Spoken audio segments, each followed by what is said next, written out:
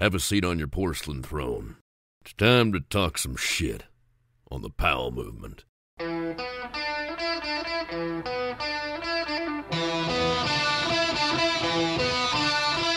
Welcome to the Powell movement. I'm your host, Mike Powell, and I finally made it up to the summit at Snoqualmie. I was able to high-five Guy and Andy and Carter and thank them for all they do. Then it was time to go ski, and there was a ton of snow. It felt like it was mid-season, but we aren't even close to that yet. I brought my award-winning Ripstick 96 Black Edition from Milan, and I had a blast. But I really should have brought my Ripstick 106s. They're also award-winning, and they would have been the better choice with all that snow. But whatever, I'm done complaining about my award-winning skis. While the skiing was fun, we got home, and the next day we came into some more bad news. My kid was sick, and now he's part of the COVID club, and he's quarantining. So we've got him locked in a room, and my wife and I continue to test negative. So we've been going about our business, which has been working from home. And I wish that's all we had going on in our lives, but it's not. We've got a sickness as well. It's cancer, and it's time for the weekly cancer update. So Ange had her first chemo treatment, and by the time she was 8 days out of that treatment, she began to feel great. She was walking the dog, hanging out with friends. Everything kind of felt back to normal, but it definitely wasn't back to normal. And while she was still feeling great, we still had to go back to the doctor for some blood work and a meeting with Dr. Diamond, our oncologist. So we get home from that meeting, and you have to remember, this is cancer. It's a long game, and my wife and I are still like any other married couple. We argue here and there, and it's mostly about stupid shit. Regardless of the cancer, that stuff still happens. So we get home from our doctor's appointment, we have an argument, we're mad at each other, and she goes out and walks the dog with one of her friends when she gets a call from Dr. Diamond. You need to come back in right away. Your white blood cell count needs to be higher if you're going to have chemotherapy tomorrow. So we need to head back in. And Ange doesn't want me to go with her at first because we were in an argument. But we kiss, make up, and head back to the hospital for a cell infusion. That takes about 6 minutes, and then we're on our way back home. We get up early the next morning, and we're back at the doctor's office at 7:45 for another round of blood work to confirm that the white blood cells worked, and then it was another 4 hours of chemo. Again, the nurses were amazing, and Ange was cracking them up with cancer and pop culture jokes. I was buried in my laptop getting ready to record today's episode with a dude that summited Mount Everest and K2 without oxygen, which means that humans don't get any more badass in the big mountains than Adrian Ballinger. And when Adrian's not being a pro athlete, he's a successful entrepreneur who gets paid to manage the risk and expectations of others in the big mountains. He helps people achieve their dreams. And before we get into it and talk about all things badassery with Adrian, I have some exciting news for you. Back during the pandemic, I started a challenge like so many other people on the interwebs. But my beer drinking challenge was the best one out there. It was so awesome, and it was fun for me and fun for everybody watching and fun for the people I was competing against. But I had to quit after a while as I ballooned to 190 pounds. That was the first time I ever started feeling bad about myself that I could remember. So after going 33-2 and slamming beers against listeners, I hung up the pint glass and hit the Peloton. And that, along with a daily dose of Nema vitamins, helped me lose 40 pounds. But that was years ago, and I'm still in shape, and I've grown sick of drinking beer slow. So it's time for me to get back in the ring and kick some ass. So starting January 6th, the drinking challenge is back on for 10 weeks, and I'll be drinking against a different listener every Friday, and I have some cool prizing if you win. And if you lose nothing this time around. So it's a no-brainer to sign up to drink against me. If you think you're fast enough, email me at mike@thepowellmovement.com, put beer challenge in the subject line, and the first 10 people to enter will be contacted and enter the mix. It's going to be fun, and I have a new surprising wrinkle up my sleeve that will still be fair, but will keep me from getting fat. I'm super excited about this, and now it's time for some sponsor thank yous. First and foremost, my kid and I got hooked up with new kits from OR this week. My kid was skeptical. He was head to toe in Volcom last year, and he was stoked on how he looked. When the new OR stuff came in, I wasn't sure what he would do. But no shit, the men's snow crew jacket in black and camo that Chris King sent over did it. It may be the best looking jacket on the market this year, and my kid's Volcom stuff is now ready for the next ski swap. He even told me to put it in the basement because he's only going to wear OR this year. So I'm pretty stoked on how we look. And one thing I will say is that while I like looking good on the mountain, my kid looks like a pro right now. And keeping him looking fresh is something I really take pride in, as it's the one thing parents can control for a while, how your kids look. And if your kid looks dumb, I blame mom and dad, so I blame you. So please upgrade your look and upgrade your kids' look as well. and you can get 25% off all OR gear with the code that's in their ad. I also want to thank Ben Fresco from Milan. I'm not even allowed to say what he sent over, but based on the current magazine tests and what I now know, I predict a lot more of you will be skiing on a lawn very soon. I also need to thank Stanley, Peter Glenn Ski and Sports, and the 10 Barrel Brewery for supporting this show. And now it's time to talk to Adrian Ballinger.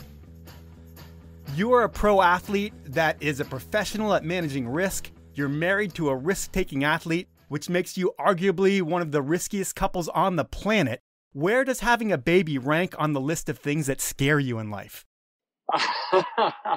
Well, it's something I've been thinking about for a long time.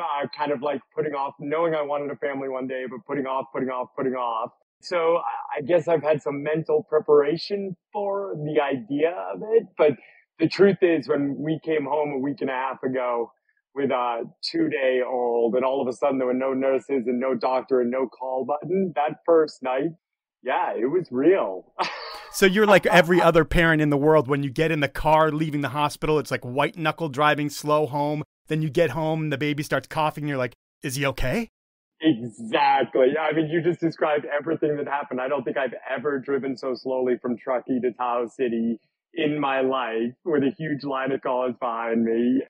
And then, yeah, we've already called the on-call doctor once because of, boogers in his nose and whether he could breathe or not. So we're just learning and taking it day by day. I mean, I'm lucky Emily is such an incredible partner in all of this. And we're definitely taking it as an expedition and an adventure. Speaking of adventures, I mean, your kid's going to be predisposed to all this high-risk activity, not only from you and your wife, but from like the whole rad Tahoe community, which is like every single person there is doing something insane, it seems like. Have you and Emily talked about the risk level you want for your kid? Like, do you want him to be like you two? Yeah, it's funny. It's definitely a conversation we had a lot before Arrow was born and that we're still having. It's a really tough one. I mean, I think the first thing Emily would probably say, and probably me too, is it's just fine if he doesn't fall into like high-end big mountain skiing or 8,000 meter peak climbing and things like that. I mean, we both have lost friends to those things. And I think risk is really important in our world and in our community. I'm a complete supporter of people who take risk. At the same time, like just having been a parent for 2 weeks, it's already hard to imagine how it will feel when Arrow chooses to take risks without us, and whether he'll have, the sort of wherewithal to manage that risk from an intelligence and emotional perspective. But then we all know there's such a component of luck. And I think being a parent already, I'm not sure how I'll manage that. But what I do know is I think we have so many great examples of parenting in this community.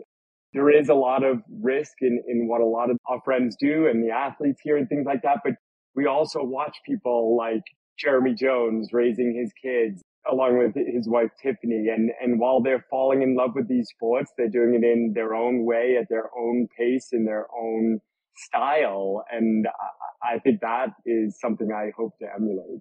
Well, I think you can look at Jeremy Jones as one model of it. But then you look at his brother, which I don't know if you're friends with his brother or not, but you look at his kid, Kai Jones, and that's like fucking batshit crazy what that kid's doing it so young. You're absolutely right. Yeah, we spent a lot of time with Todd on a big trip to Kyrgyzstan last summer, and I've gotten to hang with Kai some. They were actually just in Tahoe for this storm cycle here shooting for TGR. So you're right. But at the same time, having had lots of conversations around risk and parenting with Todd during a long travel sequence in Kyrgyzstan, from the little bit I've seen, I see Kai having a real maturity to understanding the risks he's taking and how and why and what he puts into it. So every kid's got to go their own path, like I certainly did.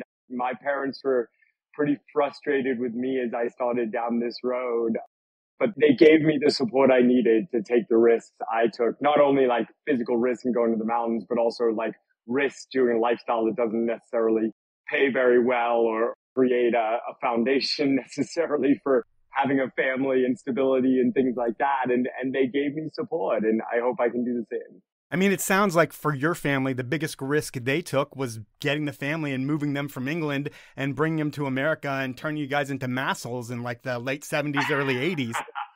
When you move over here, do you embrace everything New England? Like, were you devastated by the 85 Bears? All right, so mainstream sports are not a strength of mine, so I guess the answer there is no. Okay. I don't even know the game you're referring to, but my family, when they moved, it was wild. They left all their family, all their friends behind. My dad had a 2-year contract with IBM, and then we all got green cards and stayed and kind of loved the New England life. And they did embrace everything. Like my parents were not outdoorsy parents, but they were like, oh, we live in New England. That means we go camping and we go hiking and we go fishing and all these silly things that they really didn't know how to do. So yeah, we were exposed to lots of those different things. I was lucky to fall into kind of a crew really young that were rock climbing and skiing. And so by the time I was 12 or 13, I had kind of good mentors in the sports already, parents or friends of mine who started teaching me to lead climb, teaching me to take skiing into the White Mountains and things like that back at the time when there were no AT bindings. I wasn't even tellying at that point. We were like post holing and snowshoeing and doing ridiculous stuff with our skis to get up and ski down. So I had good mentors and I had a family that gave me the opportunities and encouraged me to try different things, despite the fact when they suddenly realized like, oh no, he's taking this way further than we want him to. Right. You don't follow their plan that they have or grand plan that they think you're going to take. But it sounds like at 12, you have a friend named Greg and his dad is like the local climber there and he's taking you out. Is it something where he's almost like a second father to you and taking you climbing like almost every other weekend or a shit ton where you're learning all these skills from him and that's where it becomes a passion? It's through somebody else's dad? Yeah, absolutely. I mean, I was incredibly close to him. My friend Greg was an only child, so I think I kind of became sort of like the second son, and I definitely consider Greg my brother. And so certainly in climbing, it was like that. In the summer, how he was taking us out so regularly and kind of helping us to expand from not only our local crag in Leominster State Park, but up into New Hampshire where the mountains were bigger and the climbing was bigger. But actually, it was skiing where that probably felt the strongest because I lived maybe, 4 miles from Mount Wachusett and Greg lived a quarter mile from Mount Wachusett, our little 800-foot hill. So any day we thought might be a snow day off school, I would always sleep at their house the night before. So hopefully we could walk to the mountain and go skiing on the snow day. So yeah, they did a lot of parenting of me for sure. And then when you guys get to high school and your friends start driving, that's when you really head out into the mountains of New Hampshire and go snow camping, and you kind of do that on your own. Do your folks even realize the risks of what you're doing, or is it kind of like, oh, Adrian's going camping? Yeah, at that point when we started getting driver's licenses and being able to go on our own adventures and going like, Mount Washington in the winter and things like that, I had definitely gotten beyond at that point kind of like my parents' understanding of the sport or sports I was trying to build skills in. So no, they didn't really recognize the risk and they didn't really want to know about it. I mean, one of my favorite memories is anytime I would go climbing by the time I was a teenager, I would tell my mom I was going to the library. And she knew the library meant climbing, so she knew where I was, but she didn't want to talk about it. So even though she bought me my first rack of cams, so she was supporting, but she also just emotionally couldn't really handle talking about it or understanding that there might actually be risk or hazard around it. And I was relatively lucky. Like in those early years, I think a lot of the kids who grow up out west, like in Tahoe or in Colorado or in Jackson, they're exposed to like big accidents and death from peers in the community or mentors in the community pretty young. That didn't happen to me in New England. So it wasn't until I think I was 16 or 17 when I had a friend take a really big trad lead fall and rip out, 6 pieces of gear and hit the ground in front of me. And we had to, as a group of teenagers, kind of like call 911 and get them out of the mountains. There were no cell phones back then and all those kind of things. Like that was really the first time I even realized these sports had real risk. And suddenly that wasn't stuff I was exposing my parents to because I just didn't want to be told I couldn't go anymore. That's so heavy that happens to you at 17 years old. Everything goes wrong and you're one of the points and you have to stay calm and figure it out. In your career, you've had other experiences like that. Do you ever think back to that time when you were 17 and figure out how do you actually get that done? Honestly, no. Despite all these experiences, I don't think I was a very mature 16 or 17-year-old or very, well equipped to deal with really serious situations. I mean, that really came later for me through college, where I had this next mentor in my life, Chris Warner, who was a mountain guide and kind of brought me under his wing. So I was going to school, and anytime I wasn't in school, I was traveling with Chris, kind of going on expeditions and being the intern. And it was through him that I started to learn to understand managing risk and what to do in situations that happen. Like, I saw my first big accident in Ecuador on a mountain called Chimborazo, where another guy took a fall on a really icy slope and got really hurt. And we had to do a rescue down there. And I saw kind of like a mature mountain guide's approach to where you put the emotion away and you get the job done. And then the emotion can come later of being part of an accident or losing someone or something like that. And I think it was through Chris in that time as an early young wannabe mountain guide that I started to learn to manage that stuff. Okay. And I'm no climber, but around this time in my life, and when I say around this time, by the time you're like a senior in high school, John Krakauer's book Into Thin Air came out. And this is the time in my life where I was prescribed medicine for ADD, and I took Dexedrine. And I didn't use it to climb in the mountains. I used it to be a voracious reader. And I read so many books about climbing. Like, I read Into Thin Air, I read The Climb, and there were so many others. And they were all super interesting to me because they looked into the human spirit and the good and bad times, and they were inspiring. And I realized that I was way too much of a wuss to ever want to suffer like that. But did you read these same books back then and think, I'm going to do that shit one day? Yeah, you just described exactly my path. I was a voracious reader as a kid. And like, my family was a little bit unusual. I wasn't allowed to watch TV until I was about 16 years old, except for watching Peter Jennings for a half hour of news each night with my dad. And there weren't a lot of video games around in my household. So like, one, adventure and being outside, and two, reading was kind of my escape, right? And so I sort of found my first mountaineering books when I was 13 or 14, and then just tore through every book I could find, especially about the Himalaya and about Everest. The most memorable for me was Reinhold Messner's books. Reinhold Messner was the first person to climb all 14 8,000 meter peaks without supplemental oxygen. Okay. And also the first to climb Everest without oxygen. And he did it in the 70s at a time when modern science told him absolutely it was not possible for the human body to exist above 28,000 feet without oxygen. It wasn't scientifically thought to be possible. And he was like, well, fuck it, I'm going to do it anyway. And when he couldn't find a partner to do it, he was like, well, I guess I'm going to solo as well. And so he went solo without oxygen and proved it was possible. It was like, the person who broke the 4-minute mile, and then many people followed that, or some people followed that. He changed what people thought was possible of a human being's body. So that was really inspiring to me. And so that was sort of early teenage years. And then, like you mentioned, when Krakauer and Into Thin Air came out in 96, to me, that disaster, like for so many of us, it's so weird that such a horrible story that led to so much death. That was like, for me, I will find a way one day to get to Mount Everest. I have no idea how I'll get there, but that book made it clear that I just thought this idea of like struggling with the outcome is truly unknown. No matter how much money you have, no matter how much expertise you have, you're going somewhere where the outcome is truly unknown and the risk is real. It just completely captured me. In reading on my end, I was surprised to find in one of those books, they talked about the drug that they gave me for ADD, Dexedrine, and it was used in the high altitude. And I always thought that was interesting. And then in thinking about that, do climbers use performance enhancing drugs in the mountains? Is that something that's common?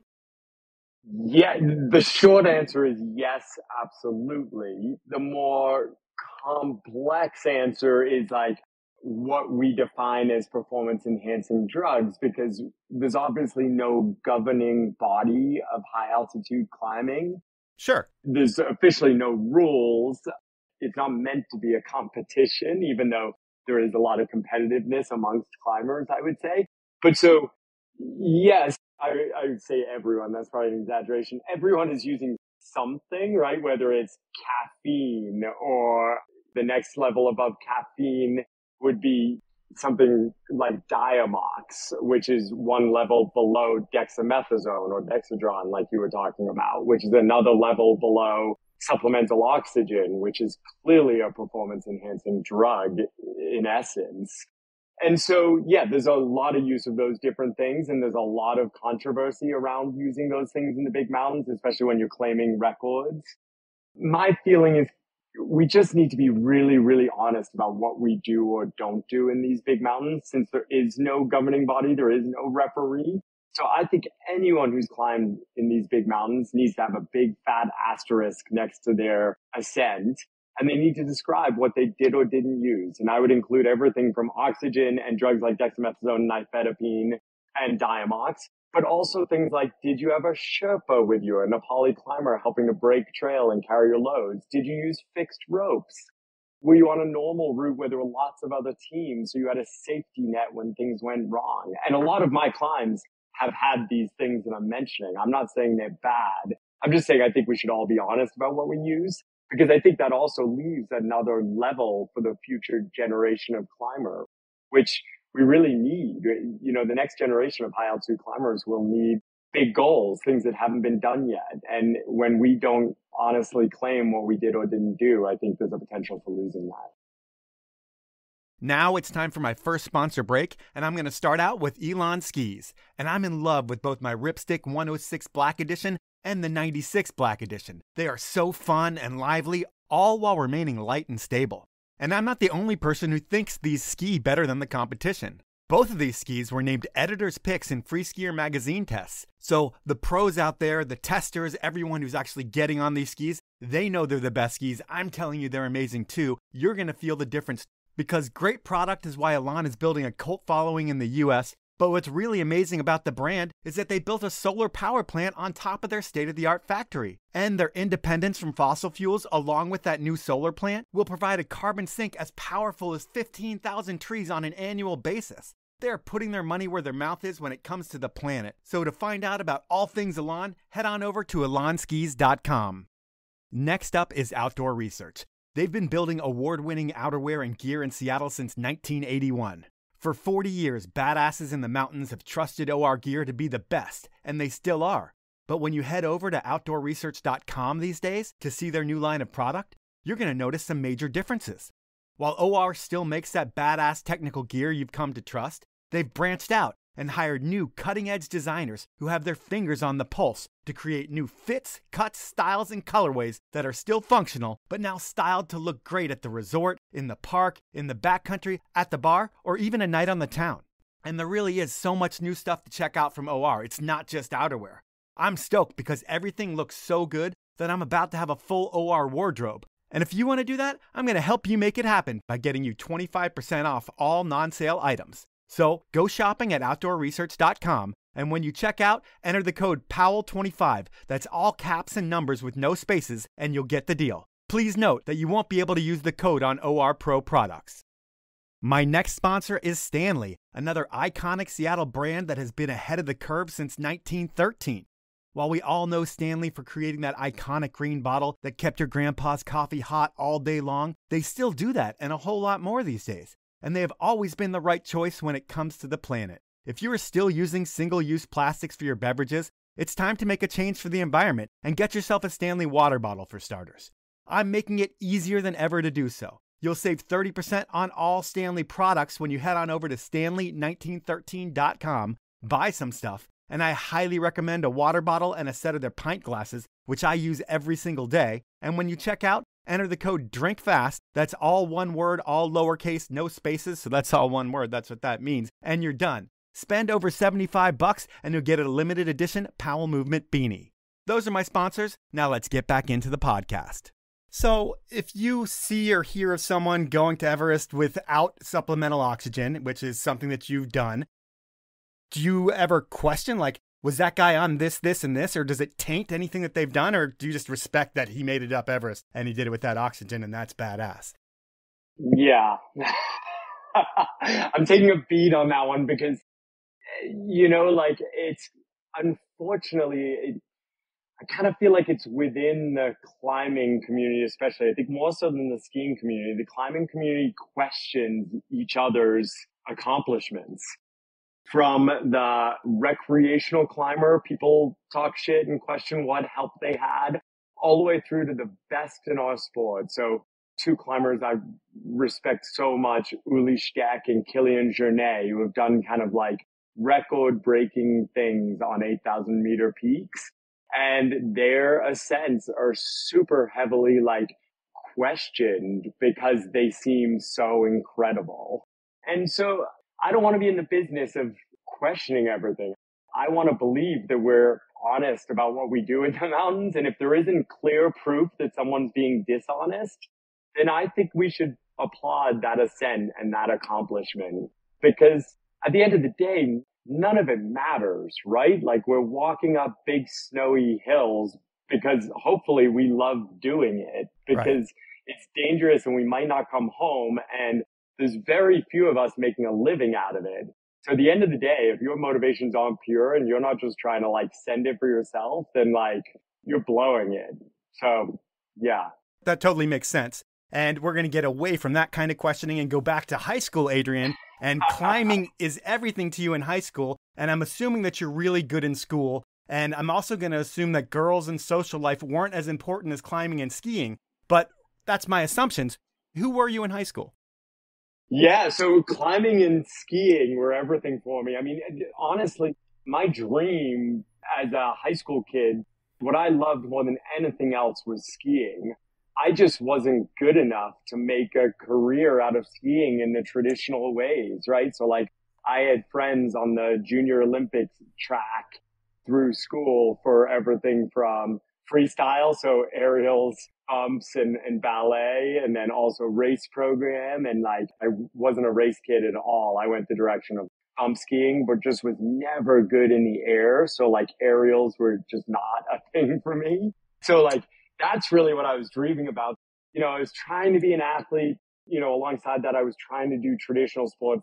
Tennis was my dad's sport, and he tried really hard to make me a good tennis player. So I was playing a lot of tennis, but I was never very good.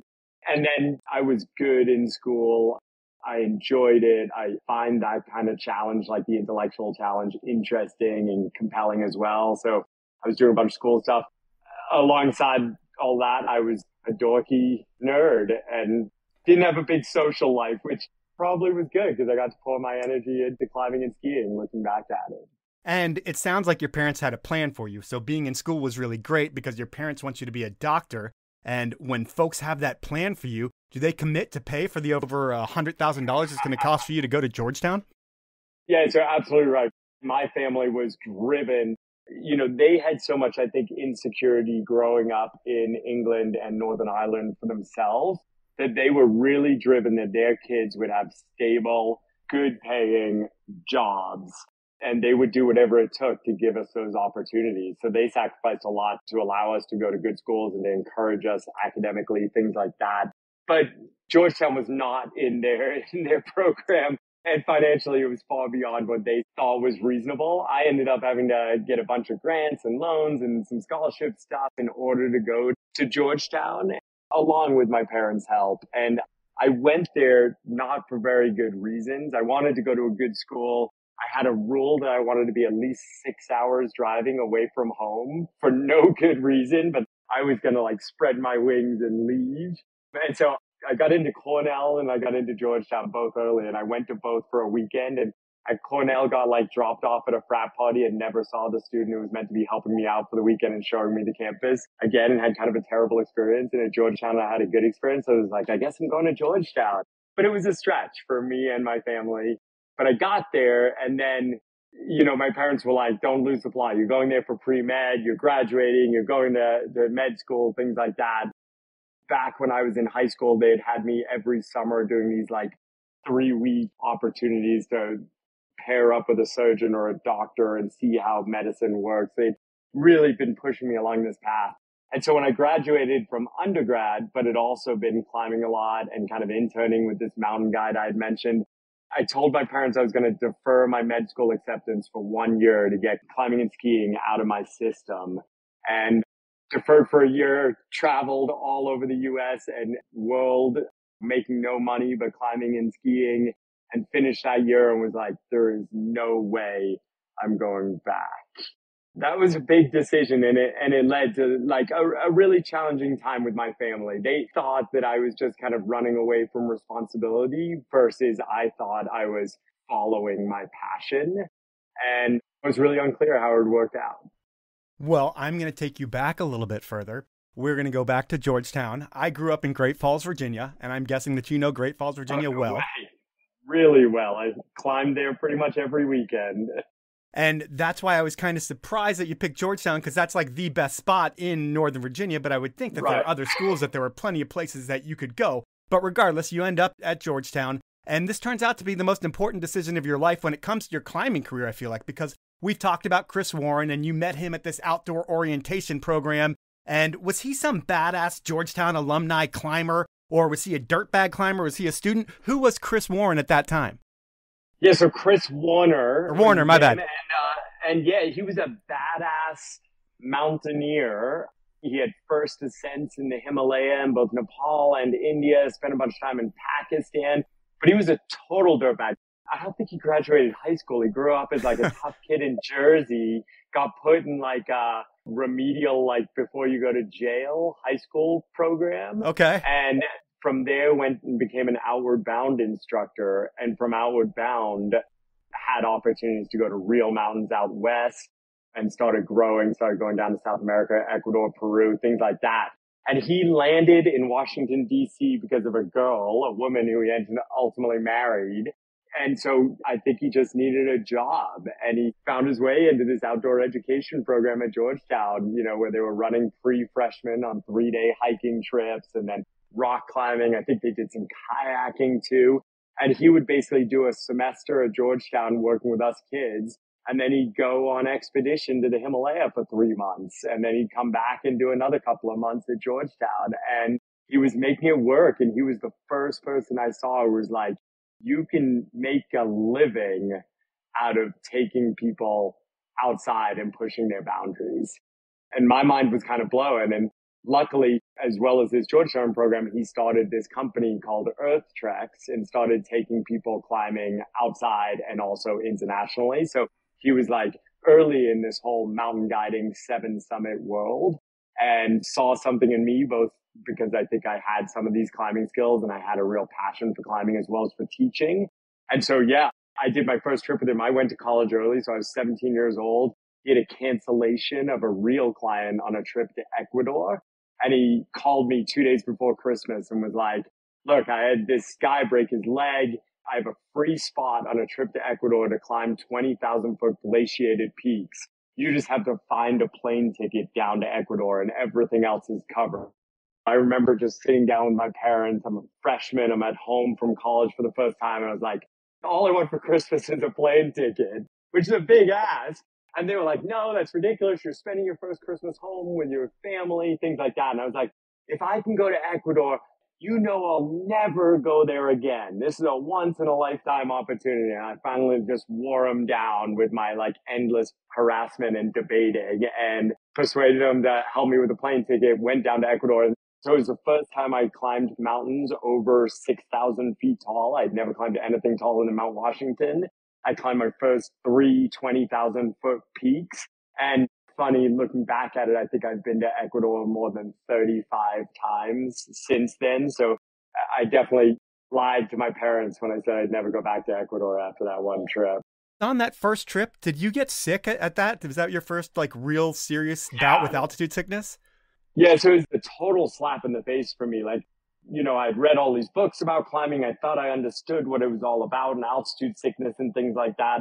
I was rowing crew at Georgetown. So like I was in really good cardio shape and I was learning that I was good at suffering is kind of what I think crew taught me. Rowing is just all about who suffers the hardest. Yep. So I went down to Ecuador and just planned on kind of applying those same things, suffering and being young and fit. And the other clients Chris had on this trip were a bunch of, 40-year-olds, which at that time I was 17. And I was like, God, they are all so old. I am going to kick their ass. Right. And the first mountain, I kind of didn't listen to any of the recommendations of how to acclimatize. I didn't take this drug, Diamox, that we were talking about that helps you with acclimatization when you're coming from sea level. I kind of charged at my normal pace, always in front of the white-haired guys that were on the trip with me. And I ended up getting real altitude sickness, what we call high altitude cerebral edema. So full hallucinations, screaming, like blinding headache. I did summit the first mountain, which is called Cotopaxi. It's 19,400 feet tall. But I actually needed essentially rescue to get back down. I remember that I had this theory that it was easier to slide down than to walk down. So on this pretty steep technical slope, I would just like launch myself off and start sliding down. And the mountain guide who was on the rope would then have to like self-arrest, catch the fall, and then get me back up on my feet and keep going. It was not pretty. It was not a great look. And I finished the mountain. I'd been vomiting all the way down. It was just awful. And these white-haired guys had like just climbed it so much better than I had. And I remember getting down and just being like, Chris, I want to go home. Like, this isn't for me. I was terrible. And he was like, yep, I hear what you're saying. We're going to go to this cool town called Otavalo, this market, indigenous town. Why don't you come with us, chill for a couple of days, and then you can go home after that and skip the next 2 peaks. And I went to that town, spent the next couple of days recovering, starting to feel myself again. And it was just this kind of like slow shift from like, that was the most awful thing I've ever done and I'm terrible at it. So like, that was the hardest thing I've ever done, emotionally, mentally, physically, all together, not just physically hard, but mentally and emotionally hard too. And like, I want to try again and see if I can do it better. And I ended up staying and climbing the next 2 peaks, Cayambe and Chimborazo, and having much better experience. And that pretty much put me on this path.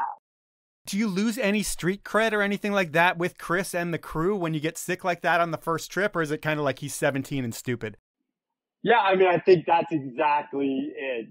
Chris, along with, who was probably in his early 30s at that point, Chris, and then the other people on the trip, I think just like saw it as the most obvious thing in the world that I just walked exactly the path that they thought I would and did everything wrong exactly like they knew I would. And I think they loved every minute of it. I mean, looking back at it, I'd like to believe getting a humbling that early, I think really helped me. One, maybe to stay alive a little bit in my early years of climbing at altitude. And two, just having a little different perspective. Like by the time I was 22 or 23, I was fully guiding those same trips. So there I was, at an airport in a place like Peru or Bolivia or Nepal, picking up a bunch of 40 and 50-year-olds, and their guide looks like he's about 14 years old. Right. Even though I was 22, I couldn't grow facial hair, and I was young. But I think having had my own ass kickings all through my late teenage years, I think I was ready to do that job. So from 17 on, how long does it take for you to essentially run the travel portion of Chris's business? Because it sounds like he's a total visionary and he's going to bring the climbing gym concept to Washington, D.C. and then the whole U.S. But his business is kind of bringing people into the climbing gyms and he's funneling it into the travel portion of his business, which is genius. And are you pretty much running that whole travel business? And how long does it take for you to run it? Yeah, so, I graduated school, went straight into guiding as my main job. I actually did move to Telluride, Colorado for my first 2 winter seasons to be a skier, but I would spend the winter skiing and doing the jobs we all did in ski towns to survive. So waiting tables, bartending, and ski instructing 4 and 5 and 6-year-old kids at Telluride Ski School. But then the rest of the year, the other 7 months a year, I guided for Chris all over the world. And by the time I was 21, 22, 23, and then by the time I think I was about 24 years old, Chris was opening climbing gyms, like you mentioned, very early on, before climbing gyms were a thing. And I don't want to tell Chris's stories, but, I think, he was getting money from maybe like the Jersey Mafia at one point to open climbing gyms. Like he had a lot of pressure on him to open these multi-million-dollar gyms. Huh. And so the international program just wasn't where he could put his energy. It wasn't where he was finding his like passion. And so by the time I moved back to Baltimore, Maryland, DC area as a 24-year-old, I was running the international program sort of with Chris and then basically without Chris. And I was pretty green to it, especially like the business side of it, but it just wasn't where Chris's passion or dream was. And it was an incredible opportunity for me So I kind of kept trying to grow the mountain program, the international program, even though it didn't really make any money for Chris. We never really made any money, but I got to keep developing new trips to different places that I wanted to go. And it was kind of like, I don't think I ever unpacked my boxes in Washington, D.C. when I moved back from Telluride, because I was gone 8 or 9 months a year. I would run a trip in Ecuador or 2 trips in Ecuador for Chris. And then I would stay for a month and climb for myself with local friends down there. And then I would fly from there to Argentina and I would run a trip for Chris. And then I would, stay and do my own climbing. And so that's how I started getting to push myself personally on more technical big mountain ascents and gain my own experience, but also grow as a mountain guide. And it just worked until Chris's business got to the point where the climbing gyms were becoming a real business and the international business was still not really making money, but it had a lot of risk because taking clients to big mountains in the 90s and early 2000s was just like, it's a risky thing, even as compared to today.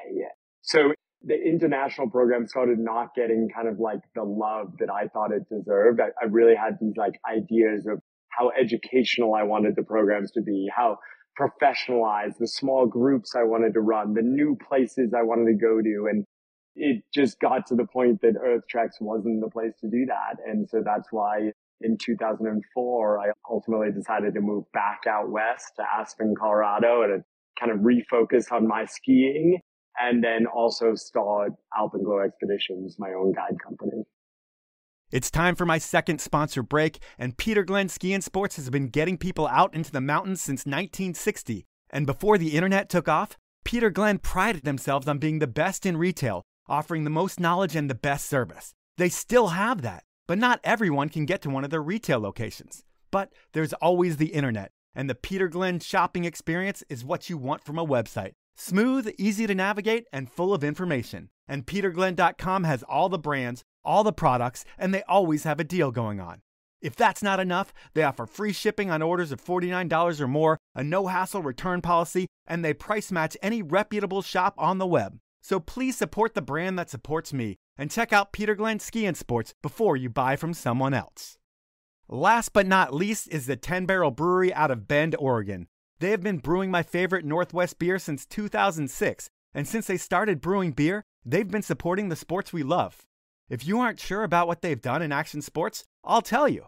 They're the first beer brand to produce their own ski and snowboard movie. They support a team of A-list athletes, and they have signature beers that donate to causes like Protect Our Winners. And they're part of some of the most important events and properties in action sports. So, they've done a lot, and the next time you're at the store, pick up a 6-pack of 10 Barrel and support the beer that supports action sports. To find out more about the beers, the pubs, and events, head on over to 10barrel.com. Those are my sponsors. Now let's jump back into the podcast. I would think that if you have your own vision of how these trips should look, and eventually you start your own business to do that, but do you ever go to Chris and try to buy into the business and be like, hey man, we've got this great thing going. You've got these climbing gyms. They're feeding people into the international travel. Let's partner up. Let me buy into this and have some skin in the game here. And I'll run this whole side of the business for you. Did you ever pitch that to him? Yeah, absolutely. And that became my dream through working with Chris and having all these opportunities. Like basically, if I started interning with Chris as a 17-year-old, by 2004, I was 28 years old. So I was kind of 10 years in with the business. And so it was absolutely my idea and dream that I could somehow become an owner of that business. And it was sort of a carrot part of how Chris and I always worked together, but it ultimately wasn't Chris's vision. And at the time, I didn't understand that, and I really struggled with that. And now, being 18 years into owning my own business that I founded, I look back with pretty different eyes now than I did at the time.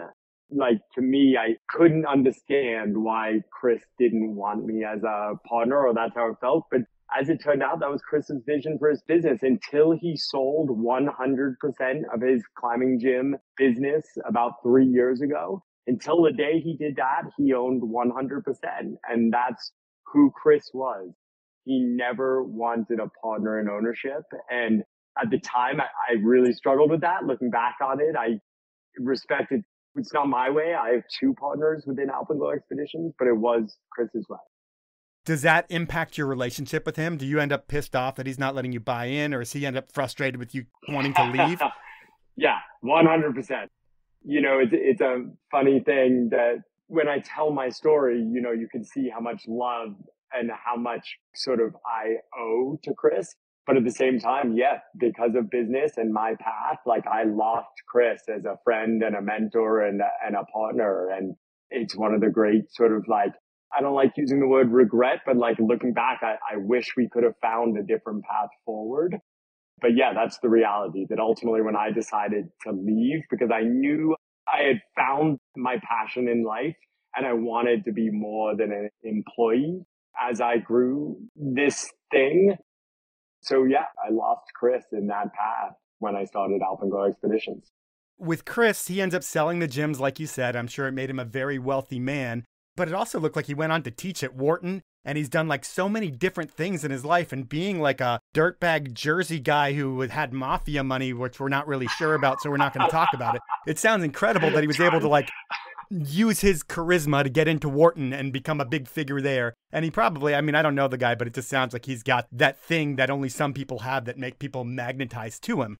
Thinking about that, were you able to take some people from Earthlink, not on purpose, but people that just liked you better, that wanted to follow Alpenglow and go with you? Yeah, of course. And you just described Chris exactly, right? One of those few just incredibly charismatic leaders that so many people are drawn to and would do so many things with. He could have succeeded in so many different places and has succeeded in creating such a unique, cool life and touched so many people, including me. Like, there's a crew of us from the early Earth Treks days that still get together. A lot of them live in Salt Lake. And there are people who have started climbing magazines, started other climbing gym companies, started a guide company, are really high up at companies like Black Diamond. And like so many of us were mentored by Chris. So like, I think he's had a pretty wild impact on the outdoor industry, which is a proud thing. With that said, yeah, absolutely. I mean, at the time that I decided to leave Earth Treks and start Alpenglow Expeditions, at that point, I had been guiding every single trip through the international program for a number of years. And so the way mountain guiding works is clients develop relationships with mountain guides, much more so than with companies. And that's something I'm very aware of now as a mountain guide company owner. Those relationships are the heart and soul of guiding, because a client and a guide take risk together and have experiences, failures, successes. We change together, clients and guides. And so there were certain clients that chose to begin climbing with Alpenglow Expeditions and come along with me in that shift. And that enabled me to kind of like have that start, right? Like it wasn't enough to support myself solely from guiding when I left Earth Treks and started Alpenglow Expeditions. So my first 2 years in Aspen, Colorado, I was valet parking cars for Jay's Valet, and I was catering fancy parties for a catering company that a friend of mine owned. But every dollar I was making, if it wasn't going to my like bean burritos and peanut butter and jelly sandwiches, every other dollar was going towards like giving Alpenglow a chance to get off the ground. I think that first year I only ran 2 trips, 2 or 3 to Peru and Ecuador, but it was a start, and then it just took time. Before I talk about what really kickstarted the Alpenglow infrastructure, do you think you and Chris will ever kiss and make up, and will you ever go out into the mountains again, or do you think that ship has come and gone? It's a great question, and it's a total dream of mine. So you heard it here. I mean, every 3 or so years, I'll have like a real moment in my life, and I'll, just throw an email out into the ether and sort of check in. But we do have a lot of mutual friends still, and I certainly hope we end up in a skin track or on a belay ledge somewhere together someday in our future. Okay, so you're in Aspen, you're going to start this business, and you're going to do it the way that you want to, because you and Chris, while you're different people, you have different visions of how you're going to do the business. But how the infrastructure of the business starts is due to personal injury. It sounds like you break your leg, and that allows you to like build a website and kind of do all the technical stuff that needs to be done to have a business. Yeah, it's so true.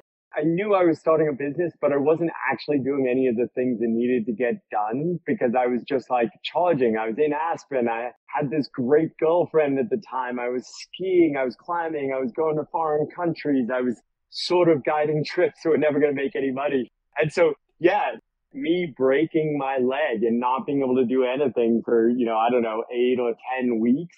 That's when I finally chained myself to a desk, sold my motorcycle. So I had a couple of grand to actually pay someone who knew how to build websites, and worked on creating all the content to launch a business. So, all the content that goes on the website about who we are, why we're different, what our vision is, how we run trips, and then creating the trip packets and the equipment list. So instead of just having clients who trusted me already and would go to Bolivia just because I said we should go to Bolivia and didn't have any infrastructure behind us. If I was ever going to find new clients who hadn't climbed with me before, there needed to be that confidence that you build through your equipment list and your content on your website and things like that. And it was that moment, that 10 weeks, I think, that I was heard, that I finally sat down and did that work. Another huge thing that you do, which I think probably takes you a couple years from there, is that you become a certified guide, which is something that Chris isn't all about. He's more of a charismatic dude that people are just going to follow regardless because he's just Chris. But with you, do you do that to differentiate yourself from everybody else in the country? Being one of the first companies with a certified guide, is it AMGA certified? I don't even know what you are. Yeah, exactly. AMGA is the American Mountain Guides Association, and the AMGA in 1997 became part of the International Federations of Mountain Guides Associations, which is kind of the European system, the IFMGA. So it really wasn't part of the U.S. culture, this professionalization of guiding. Guides in the U.S. tended to be kind of like dirtbags, kind of like raft guides or something like that, kind of dirtbags, lots of duct tape on their gear. They learn through mentorship and then just go out and guide and call themselves guides. And the European system, which there have been mountain guides in Europe since the 1800s, there's a very strong heritage of a really challenging educational process. And it takes years to get certification. And so when I left Earth Treks, I thought I might want to utilize that European kind of model of guiding, even though it wasn't common in the United States at all. I basically just took a course to see what I thought of it. And instantly I realized that as an educator, I was pretty darn good. As an expedition leader, like Chris Warner, I was pretty darn good with clients. But as a technical mountain guide, moving safely through really technical, difficult rock and ice terrain and avalanche hazard terrain, I actually wasn't very good. So that first course, kind of like my first expedition to Ecuador when I was 17, that first Mountain Guides Association course that I took just completely kicked my ass. I was like, oh, I have a lot to learn here. So as well as differentiating and thinking it was something that might differentiate me from my previous home at Earth Treks, it also was something that I could see was going to make me a better guide and that I thought was really important to represent in the United States was the idea of certification. So from 2004 to 2007, I went through that certification process. Because the US system wasn't really in place yet, I took exams in Canada. So I went through a bunch of my alpine guiding process in Canada. I went through my rock guiding process in the United States, and I went through my ski guiding process in Chamonix and Le Grave in Europe. And so over 3 years, gained those 3 different discipline certifications and became a fully certified mountain guide.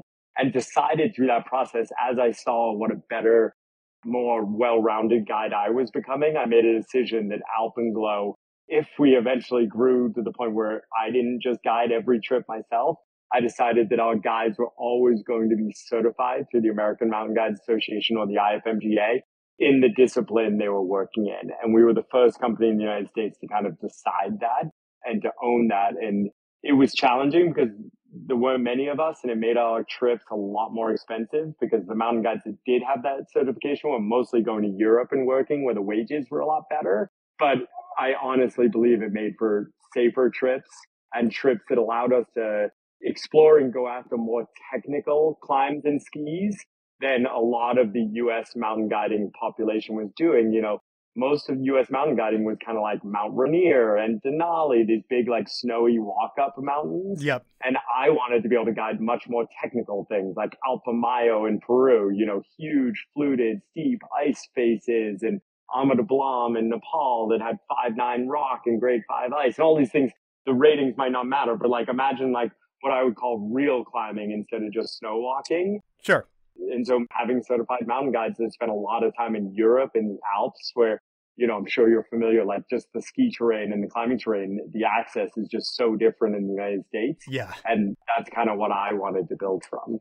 Well, you say like the parking lot climbing or whatever, but I would think that those local trips that are going to be smaller, that's the key to having a good business, and at least what you're doing with Alpenglow. Because I think you're in Colorado trying to work on these permits to get local trips going, and you can't get that done in Colorado. Is that what makes you to move to Tahoe, where you can actually get a permit and run local trips and actually have a sustainable business because you can do stuff where you don't have to go to South America or Europe? Yeah, it's a really good point. I mean, the primary challenge to me starting Alpenglow Expeditions was we had no like bottom level of the foundation for someone to start climbing with us. So like the lowest level, easiest, shortest trip Alpenglow Expeditions had when I was based in Colorado, because we couldn't get local permits, I had to persuade someone to go with us for 9 days to Ecuador or Mexico. Those were our introductory beginner trips. And people were understandably like, whoa, can't I come climbing with you for a weekend? And it just wasn't possible legally. Permits in the United States are like basically an impossibility. Almost across the United States, there are moratoriums on new commercial guiding permits in any popular cool place you'd want to climb. So yeah, it was a real hurdle. It was something I was quite aware of, was challenging my business. And I failed for, like you said, 3 or 4 years in Aspen to get any local permits. But moving to Tahoe didn't really make that easier. The main reason for my move to Tahoe was more personal. Like, I had a few challenges in Aspen. One was the lack of permits. The second was kind of an inability to stand on my own 2 feet there. I couldn't really figure out a way to make a living to be able to potentially buy a home in Aspen. Yeah. It was just a really expensive, challenging place to live. And the employee housing system was only just getting started. It just didn't seem realistic. And then the third thing was I was guiding for a local company in Aspen a little bit called Aspen Expeditions, just so I could ski guide since I couldn't get my own permit and I really wanted to be ski guiding. Okay. What I was noticing was just like the hazard of being a ski guide in Colorado and being a backcountry skier in Colorado with the snowpack that exists there was just like so high and challenging. And so basically in Colorado in the early 2000s, like as a ski guide and a backcountry skier, you basically didn't do anything until April when the mountains finally stabilized, and then you went out skiing. And we weren't able to ski steeps there like we were in Europe. And Aspen Expeditions ended up having this fatality on an Area 1 course that I was a part of. And it was just intense all the time and not in the ways I wanted it to be. And at the same time, I had friends and a community out in Tahoe that I would go a couple of times a year to ski or climb. And all my ski trips out to Tahoe, it would be February and we'd be like skiing like real legitimate steeps in the backcountry. I was just like, for the place I want to build as my personal world community, hopefully I have a family one day and a business, the more stable snowpack and ability to get into real terrain midwinter captured me. And then it didn't hurt that there was great world-class rock climbing in Tahoe as well. And I loved rock climbing. I came out in 2008 for a couple of months with my partner at the time to kind of check it out and really liked the community and felt welcomed. And so by, early 2009, moved full time and moved Alpenglow to Tahoe and haven't looked back. But with that said, back to your original question, it then took another 6 years in Tahoe from 2009 to 2015 before I got my first local permits here for guiding. And so we were still an international only business all the way to 2015. Every year I would go and meet with the Forest Service and submit my, 70-page application for why we should be allowed to commercially guide on the U.S. Forest Service lands in Tahoe. And they tell me no, and we leave and come back again the next year. And finally, 6 years down, along with help from Logan Talbot, who ultimately became my business partner here, another mountain guide, we finally beat them down to where we were actually at a Sierra Avalanche Center like fundraiser one year in 2015. And the head ranger came up to Logan and me and was like, hey, you know that annual meeting we have every year where you come in with a proposal to guide and I turn you down? And we're like, yep, we know that one well. He's like, why don't we have another one of those next week? And we came in the following week and he said yes instead of no. And that has to be like one of the best days of your life or your career. Hands down. There had been a moratorium on new commercial guiding in Tahoe since 1979. There were only 2 guide companies legally allowed to guide here. We have once again, kind of like with Chris Warner, I've been through an entire process trying to buy the local business and integrate it into Alpenglow because that was the only way I could possibly see getting a permit, and it hadn't worked out. And I just couldn't see how to take the next step with what I thought was like a value to the public, like professional AMGA style guiding in the US that then leads into international guiding. And I was in a very frustrated place. And yeah, it completely changed what the business could become, what I think we can offer to our clients, but also what we could offer to our community. Like now, you know, we hire dozens of mountain guides, summer and winter. We're able to offer things like benefits and year-round work and salaried work and create what I could never find as a guide in my early years, like potentially sustainable life where you can buy a house and have a family and still be a mountain guide in one place. So yeah, it was one of the best days of my life for sure. Well, that's pretty amazing. And for time, I'm going to fast forward a little bit, although it's probably right about the time that you're getting this permit or right near it. But we talked about 2 huge mentors in your life. There was Greg's dad, and Chris was a mentor to you as well. But another important mentor, I believe he's a mentor, especially to your Everest knowledge, is Russell Brice. Tell us about who that guy is. Yeah, that's right. So Russell Brice, and I really enjoy the questions you're asking. Been such a crucial part to my career, passion, life is to have this series of mentors. You know, when I think about young people trying to get into big mountain climbing, big mountain skiing, especially mountain guiding, it's like, set yourself up to find those mentors. There's no easy path into these sports, and certainly into mountain guiding, I don't think. And I do think there are ways to kind of like be open to being mentored, you know, pouring passion in, being out there every day, being humble and willing to take advice, which took me some time, but I figured out. And then hopefully there are these older people or people who have had successful careers out there who are excited to share their knowledge. But so, yeah, I actually met Russell when I was at Georgetown. He came and gave a slideshow randomly, but it wasn't until 2007 where I kind of built Alpenglow over 3 or 4 years. I now had this stable of clients who were climbing with me on 6,000 and 7,000 meter peaks. So peaks from 20 to 24,000 feet tall. That was really my expertise, but I had this stable of clients and now wanted to go higher than that. And I just knew that I wasn't ready to take clients to 27, 28, 29,000 foot mountains. Like I didn't have that expertise. And so I reached out to Russell essentially to say, like, I have this group of clients that want to go to these mountains with me, but you're the single damn best expedition operator in the Himalaya out there. Russell is this Kiwi who lived in Chamonix and basically was one of the 3 or 4 guys who started commercial guiding on 8,000 meter peaks, including Everest in the late 90s, and was also a fully certified IFMGA guide like I was. He lived in Chamonix, gone through the system. So he understood the importance of that. And so he said, sure, bring your clients to Cho-Yu, the 6th tallest mountain in the world, and work with me. And so I brought my clients kind of under Russell's expedition leadership.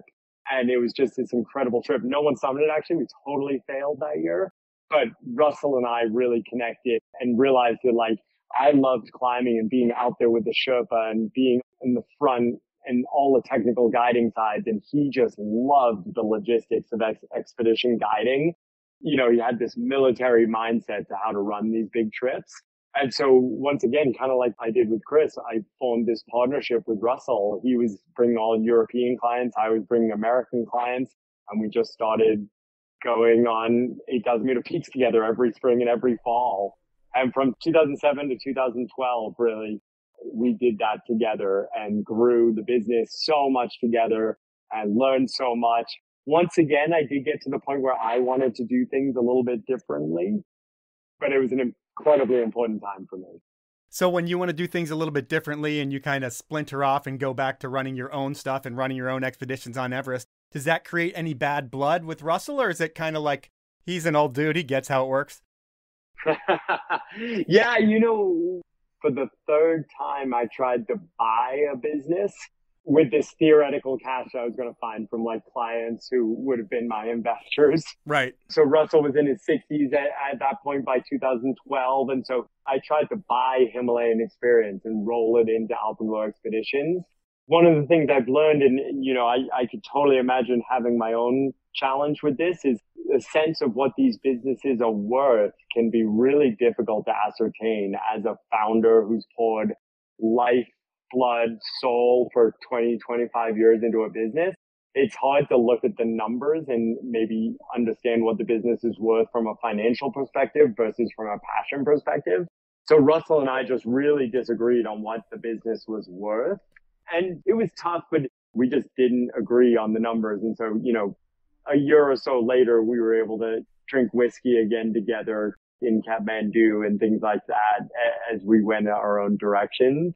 But yeah, it just made sense to me that I was never going to be able to find the $20 million or something that Russ thought Himalayan experience was worth, or what it was worth to him.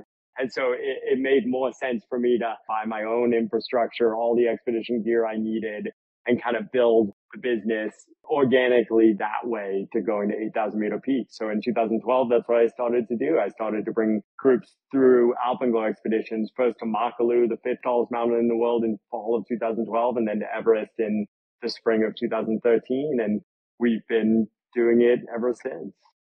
Awesome, man. Well, while the goal of this podcast isn't to focus on you being a professional athlete, that's something that you are too. And I've heard you talk before, and it sounds like you'll say it. You're not the best at a lot of things, but you're really great at a lot of things. So the one thing that it seems like to me is that you have a special gene that allows you to go higher than most people, and you can handle suffering more than anybody else. But first, tell me about this gene that makes you go higher. Is this something that's documented or just something that you believe to be true? Well, yeah, no, that's an oversimplification of kind of the system. So what we're learning in science, and the science of high altitude is still kind of being like done today. There just hasn't been a lot of investment into high altitude physiology because there's never been a lot of money in it or a lot of people in it. That's slowly changing because of U.S. military having to work in more and more high altitude locations in places like Afghanistan and Pakistan. That there's more money going into research of high altitude physiology today than ever before. So we're starting to better understand it. And so there is something like 50 or 60 genetic markers in our DNA that have to do with altitude performance that have been discovered.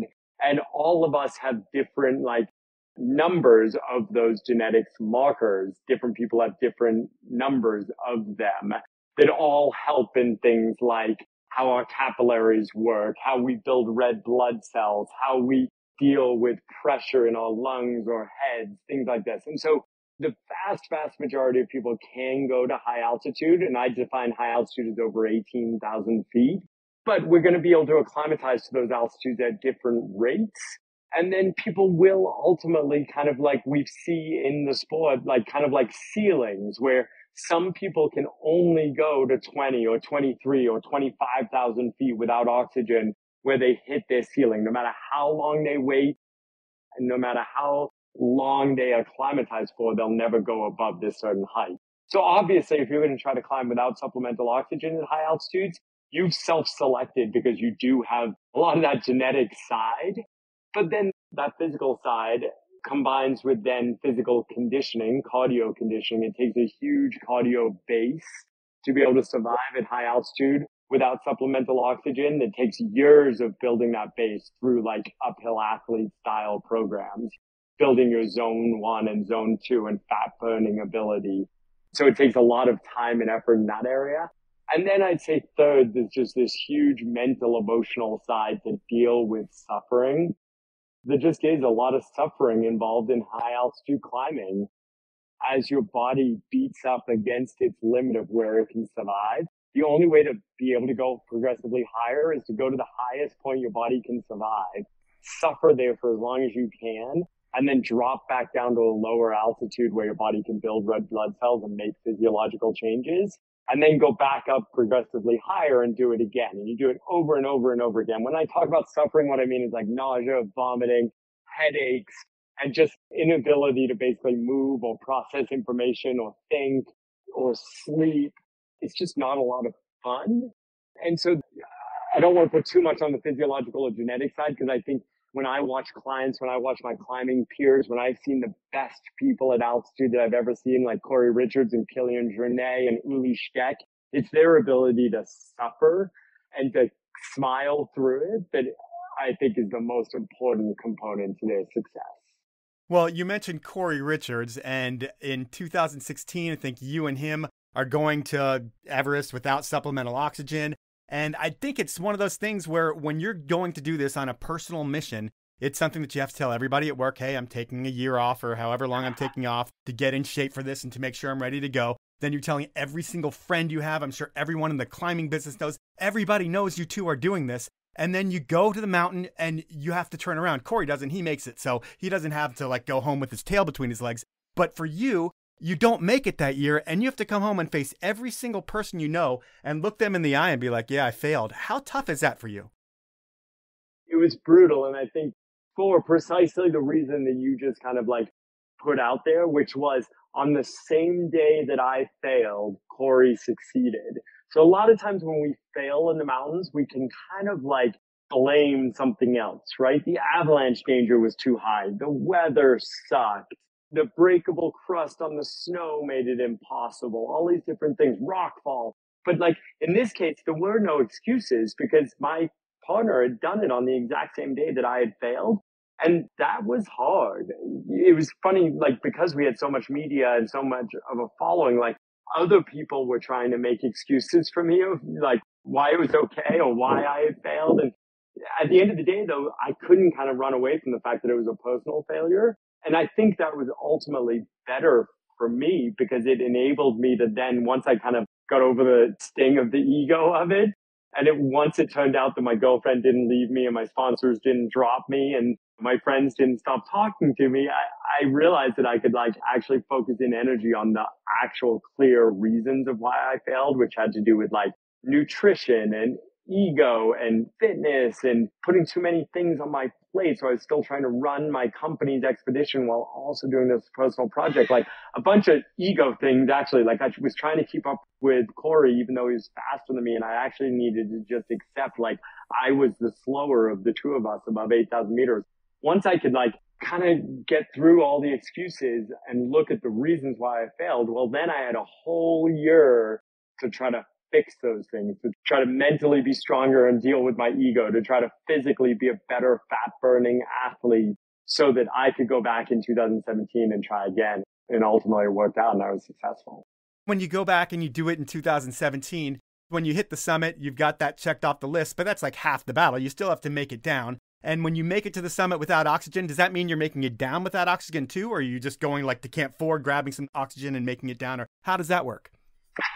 Yeah, so first of all, it's a really good point. I mean, far more of the no oxygen climbers who have attempted to climb, far more of the fatalities have happened after they've summited on their way down than on the way up because we're so much more tired, we're so much weaker.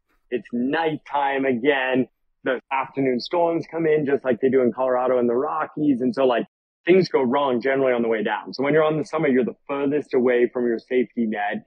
And yeah, you're much more likely to die on the way down without oxygen. And no, you can't just get to Camp 4 and then put on oxygen. Although it is a great question, people are starting to debate what climbing without supplemental oxygen means. And to me, there is no debate. It is in the Reinhold Messner form. So you never use oxygen from when you begin the expedition and leave home until you've come home again. There's some people who have now claimed no oxygen summits of mountains, but have been like rescued from Camp 2 on the way back down and put in a helicopter or put on oxygen. I think that doesn't count. You need to get all the way back down off the mountain and out under your own power without supplemental oxygen. So I still needed to get all the way down. My summit day, I call it a day. It was actually 43 hours being awake to climb up the mountain and then back down the mountain to a level where I knew I could survive. And I was just so fucked up that I decided I wasn't sure if I slept that I would wake up again. And so many people have died in their sleep in high camps after summiting without oxygen that I decided I wanted to go all the way back down to advanced base camp before I stopped moving. And that's why it was a 43-hour round trip from Camp 4 to the summit and all the way back down. It was a long day. So you're able to check that one off the list, and I'm sure it's a huge one. I would think K2 is probably more important. While it's not as high as Everest, it seems like it's a more technical and a harder climb. You were able to do that one as well. But I'm not going to talk about that because I'm going to talk about you being a pro. And the one thing I think about is like a lot of the pros that I have on here are one-trick ponies. They're like pro skiers and pro snowboarders that are amazing at what they do. They make everything look beautiful. They go huge. They take risk. It's incredible. But your proness is different than other sponsored athletes. I mean, you're managing risk. And then when you're out in the mountains, you're managing your own risk. But it's really, I look at you as like a pro and an influencer. And when I say influencer, I mean it in like the most positive way where like you're influencing pros. The athletes that go into the big mountains that want to go on these trips, they look up to people like you. And do you feel that when you have people on trips with you, that they're looking for you for knowledge and they're like the bigger name pro in the world? Well, yeah, I mean, I really appreciate that perspective or, you know, you putting it that way. Like, yeah, I would love to be that and make my career of that. And you're certainly right. Like, especially in the ski world, like, you know, I obviously have ski sponsors. Skiing's a huge passion for me. I consider myself a professional skier, but there are so many better skiers out there in the world than me. I didn't come from a race background. I've just beaten my head against the wall for, 40 years as a skier to be the best I possibly can be. And luckily found this area of skiing, really technical ski mountaineering and really technical exposed terrain that fits my skill set very well. And then when I take that to high altitude, it's just a place where I've built over many years more experience than most people will ever have the opportunity to build. But yeah, a lot of times my partners are much more beautiful skiers than me. And I love being pushed by them, whether it's getting out in the mountains with Michelle Parker or Cody Townsend or Jim Morrison, Hillary Nelson, so many. And so I hope I have something to offer those pros in their endeavors to climb and ski and ride bigger mountains around the world. And it's one of my great joys through Alpenglow Expeditions and through my career that I've had the opportunity to support so many other pros' expeditions to big mountains. Alpenglow just does a lot of that in South America and in Asia. And it's one of my great joys. I love it. It's pretty cool. Well, I could go on and on with this podcast, but first, who are your sponsors? You might as well throw them out there so you can be happy that you mentioned them. I appreciate it. I mean, it is truly like a huge part of the opportunities I've had. Like so many of us probably in these sports, like in the early 90s, Last Sportiva actually was my first sponsor. They're from the climbing world, right? Climbing shoes and climbing boots, the best in the world, Italian made. When it was the local rep, when I was 17, who gave me my first pair of climbing shoes and my first 6,000 meter boots. That was it. It was just gear all through my 20s. I was being sponsored by clothing companies, but it was just gear. And it finally got to the point where I started getting financial support and started having opportunities to chase these big dreams. And so companies like Eddie Bauer, my apparel sponsor, like Fisher, my ski and ski boot sponsor, like Farinay, my sunglass and eyewear sponsor. Should I keep going? Tin Cup Whiskey, La Sportiva still in the climbing world.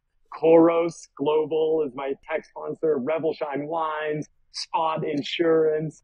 I've been really lucky to currently work with a bunch of great companies, and I'm sure I missed someone, but they're great companies and check them out. Well, a lot of the other athletes that I've had on the podcast don't have half as many sponsors as you do. So you're doing something right out there, and it's pretty awesome to hear. But at this point in the show, I have something that I like to call inappropriate questions. And this is pretty much where I get someone that you know to ask you 3 questions, and they could be anything. And I should go on and talk about how you disrupted the whole climbing industry with your innovative acclimation process, or talk about K2 and a bunch of other stuff. But we don't have the time, Adrian, so I'm going to jump into this inappropriate questions thing. I can't wait. I was able to get the one-time general manager of Alpenglow Expeditions, who now serves as your Everest base camp manager, Emily Turner, to ask the questions. Emily thought about this long and hard, and are you ready for question number 1 from Emily? I'm so psyched. I'm ready. Here we go. You have a couple of tattoos. There's the one that your in-laws and some of your office personnel have as well. Can you tell us about any others? All right, first you can tell us the tattoo that you got with your mother-in-law and your father-in-law. Yeah, so Emily Harrington, my girlfriend or wife, and I got married last year in Ecuador. We had this crazy wedding where 42 of us climbed a 20,000 foot peak. We skied it with Jim Morrison and Hillary, and then 110 of us went to the beach and went surfing, and we had a tattoo artist at the wedding. So a bunch of us ended up with a matching tattoo of Cotopaxi, this mountain that's been so formative to me and now to Emily in our lives. And then kind of like the view, the landscape from Ayempe, the surf town where we got married. And a whole bunch of us got it after drinking way too much tin cup whiskey at the wedding. So the second tattoo, though, the one everyone probably really wants to know about, when I was 17, that formative time, there was a little company called Arc'teryx making custom backpacks. And their logo was this dinosaur skeleton called the Missing Link, an Archaeopteryx. And I thought it was so fucking cool, and no one would ever know that it was a company's logo. And I got it on my shoulder. They since blew up, became one of the biggest apparel companies out there, owned by Adidas. And so I still have an Arc'teryx tattoo on my shoulder. And are they a brand that has ever given you product? So the deal was, the reason I got the tattoo, other than thinking the whole Missing Link thing was pretty cool, was if you got a tattoo and sent them a Polaroid, they would give you a free custom backpack. So when I was 17 years old, or maybe I was 18 by the time I did that, I got a backpack. I have never been sponsored by Arc'teryx. And now my clothing sponsor, like Eddie Bauer, just wants me to, get an Eddie Bauer logo on top of the Arc'teryx tattoo. That's pretty funny. All right, let's jump into question number 2. All right. How do you think you'll feel down the road when it dawns on you that you forgot to include the last letter in your child's name? All right, so I was confused by this one. Did she say, when it dawns on me that I forgot the last letter of my child's name? She did say you forgot the last letter of your child's name. Your child is Arrow, right? Then my kid's name is Arrow Storm Ballinger. But Arrow instead of Arrow, or instead of Aaron, Aaron, it's just Aaro. Yeah, he's probably going to hate us for the rest of our lives for it, as everyone misspells it. Already the hospital misspelled it. The passport office tried to misspell it, so we definitely screwed him. But Emily actually found the name, and it means high mountain in Finnish. We have no Finnish connections. We love the name. I really wanted the kid to have the same initials as me, AB. And we thought the idea that the kid's name meant high mountain was pretty cool. So he stuck with it. Totally makes sense. Very fitting. And we're going to go to the final inappropriate question. You are married to the ultimate badass, Emily Harrington. World-class rock climber, skier with a better turn than you, brilliant writer, eloquent speaker, profound thinker. How does that make you feel? Emily Turner just nailed it. Emily Harrington is all of those things. Although I grudgingly admit that she's a prettier skier than me. I look back at my kind of life and career to this point and realize and recognize that so much of my success and growth has come because I've been lucky enough to be surrounded by people better at me at the things I love. And Emily is just so clearly that in everything from speaking to professionalism to climbing to skiing and now to parenting. And so I just feel so lucky to have that. I own it and I love it. Well, you should also know that she's just a professional athlete. I mean, you're an entrepreneur and a professional athlete. But, you know, arguably, and you talk to so many pro athletes, a pro athlete today has to be an entrepreneur as well. To actually make a living and to have longevity in a career, you can be the best badass kid out there. But if you want to make a career that you can have a family one day on, it takes being an entrepreneur as well, I think. No, you're totally correct. And you see all the people that have successful careers, they are all entrepreneurs and they look at themselves as their own brand. And you have to do that to be successful. That is Inappropriate Questions. And that's our podcast. And Adrian, your story is an incredible one. I mean, learning to climb from a buddy that turned you into a Georgetown educated dirtbag climber that took advantage of every learning opportunity that life presented.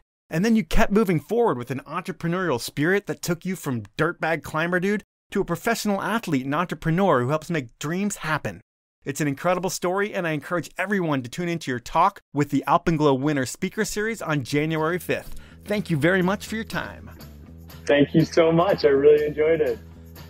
So that was time with Adrian Ballinger, and I didn't give you a good understanding of how badass this dude is. So I'm going to go to his website and just read off the top accomplishments that he says he's achieved, because he's done so many badass things, it is really incredible. So looking at his website, his top accomplishments are: he summited Everest in K2 without supplemental oxygen, I let you know that. The first ski descent of Manaslu, the 8th tallest peak in the world, from the summit. He founded Alpenglow Expeditions, which now takes 6,000 plus people a year skiing, climbing, and mountaineering.